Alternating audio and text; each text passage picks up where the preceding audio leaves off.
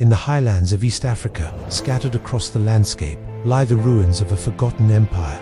An empire so powerful that ancient historians ranked it among the greatest civilizations on Earth. Alongside the Roman Empire, the Persian Empire, and mighty China, stood a fourth superpower, an African empire. Its name was the Kingdom of Aksum, a kingdom of towering stone obelisks, gleaming gold coins, bustling international trade, and kings who ruled across continents. Yet today, many people have never even heard its story. This is the rise, the glory, and the fall of the African empire that rivaled Rome. Long before Aksum rose to power, the region of modern-day Eritrea and Ethiopia's Tigray was home to an earlier mysterious civilization known as DMT. For a long time, scholars believed that settlers from Sheba, across the Red Sea, founded civilization here. But modern research has completely changed that view.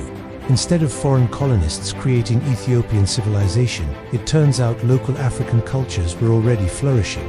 Yes, there were influences from South Arabia, especially in writing systems and religious ideas. But the civilization that emerged was uniquely African. Over centuries, settlements grew in the highlands. Farmers cultivated teff and other crops. Trade routes formed, connecting communities. Local rulers gained power, and from these very foundations, a new kingdom would rise. Sometime around the year 150, a powerful new political center emerged in the region, the city of Aksum. Early Aksum probably wasn't a single, centralized state like we might imagine. Instead, historians believe it began as a confederation of local kings, all ruled by a powerful leader known as the King of Kings. This supreme ruler commanded loyalty from all the smaller kingdoms within the region. But what truly fueled Aksum's incredible rise was one thing: trade.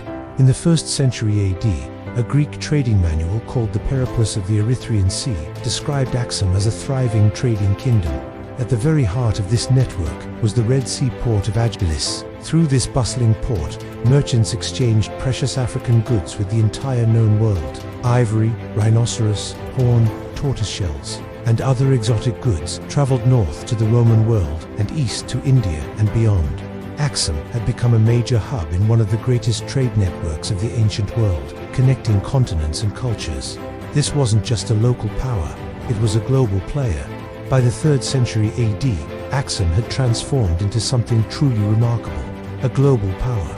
Its influence stretched across East Africa, the Red Sea, and even into parts of the Arabian Peninsula. Ancient records tell of Aksumite armies fighting wars in southern Arabia. Kings like GDRT and DBH launched military campaigns across the Red Sea, directly shaping politics in Arabia itself. This was an empire projecting its power far beyond its borders. In fact, by the late 3rd century, the Persian prophet Mani officially recognized Aksum as one of the 4 great powers of the world. Imagine that, an African empire counted among the greatest on earth, alongside Rome, Persia, and China. Aksum's immense wealth and power were expressed through architecture unlike anything else in Africa. The city became famous for its massive stone monuments towering granite structures called stelae. The largest of them reached heights of more than 30 meters, or nearly 100 feet tall. These incredible monuments marked royal tombs buried deep beneath the earth, but they were so much more than tombstones. They were symbols of imperial power, designed to awe and inspire. Aksumite engineers cut enormous blocks of granite, then painstakingly carved them to resemble multi-story buildings, complete with fake doors and windows. The result: some of the largest monolithic monuments ever created in the ancient world. Visitors to the capital described royal palaces with multiple towers, bronze statues, and massive stone thrones. This was no primitive kingdom. This was a sophisticated, urban civilization at the height of its power. Then, in the 4th century, the empire experienced one of the most important transformations in its long history: the conversion of its king, Ezana. At first, Aksum followed traditional, polytheistic religions, but around the year 340 AD, King Ezana adopted Christianity. We can see this change reflected on his coins. His older coins show traditional symbols like the crescent and disc, but his newer coins proudly display the Christian cross.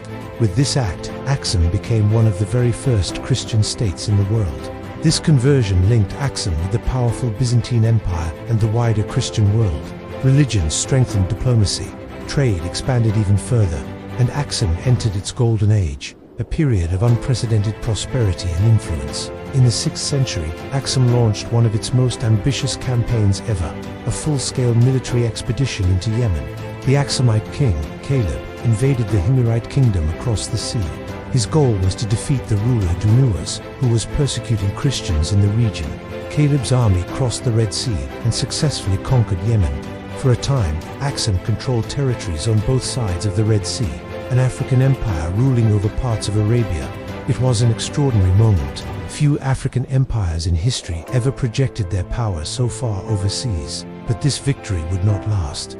Rebellions soon erupted in the newly conquered lands. Foreign powers intervened, and the immense cost of the war began to weaken the empire from within, stretching its resources to the breaking point. Then, in the 7th century, the world changed dramatically.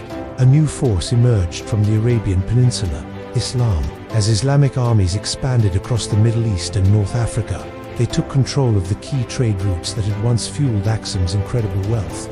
The empire lost its vital access to the Red Sea economy. Its lifeblood was cut off.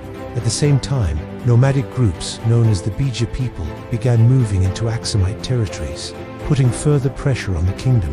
With its trade declining and its resources dwindling, the once mighty empire slowly weakened.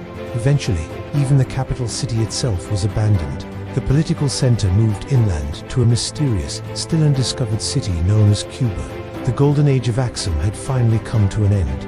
Although the empire faded, its legacy endured. Aksum laid the very foundations of the modern Ethiopian state. Its ancient language, Ge'ezi, became the sacred liturgical language of Ethiopian Christianity. Its historic conversion to Christianity shaped the identity of Ethiopia for centuries to come. And its monuments, those incredible stelae, still stand today silent, witnesses to an extraordinary past. Towering stone giants, rising from the earth, they are powerful reminders that long before colonial empires ever set foot on the continent, Africa produced global powers of its own. The Kingdom of Aksum was not just an African empire, it was a world power, a kingdom of trade and innovation, of breathtaking architecture and profound faith. It was a civilization that connected Africa to Rome, Persia, India, and Arabia. Yet, for so long, history nearly forgot its name. But the stones still stand, and through them, the story of Aksum rises again. Thanks for watching, and if you enjoyed this journey into the past, don't forget to like and subscribe for more forgotten histories.